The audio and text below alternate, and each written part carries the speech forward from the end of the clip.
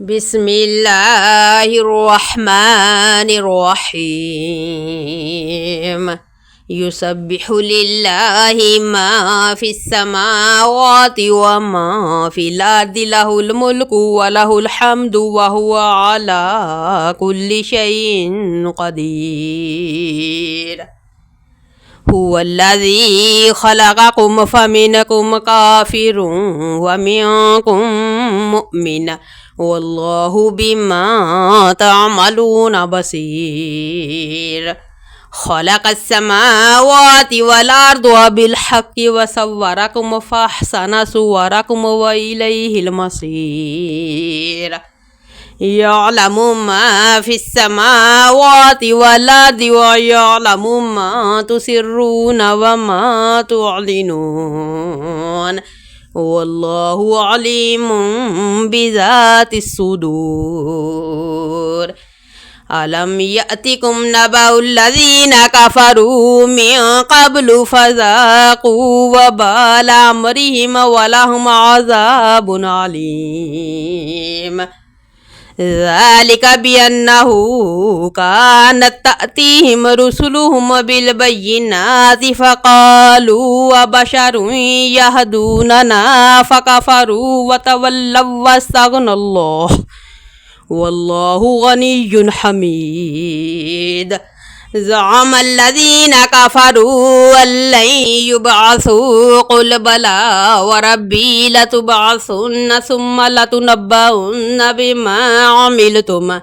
وذلك على الله يسير فآمنوا بالله ورسوله والنور الذي أنزلنا والله بما تعملون خبير يوم يجمعكم ليوم الجمع ذلك يوم التغابن ومن يؤمن بالله ويعمل صالحا يكفر عنه سيئاته ويدخله جنات تجري من تحتها الأنهار خالدين فيها أبدا ذلك الفوز العظيم والذين كفروا وكذبوا بآياتنا أولئك أصحاب النار خالدين فيها وبئس المصير ما أصاب من مصيبة إلا بإذن الله ومن يؤمن بالله يهد قلبه والله بكل شيء عليم وأطيعوا الله وأطيعوا الرسول فإن توليتم فإنما على رسولنا البلاغ المبين الله لا إله إلا هو وعلى الله فليتوكل المؤمنون يا أيها الذين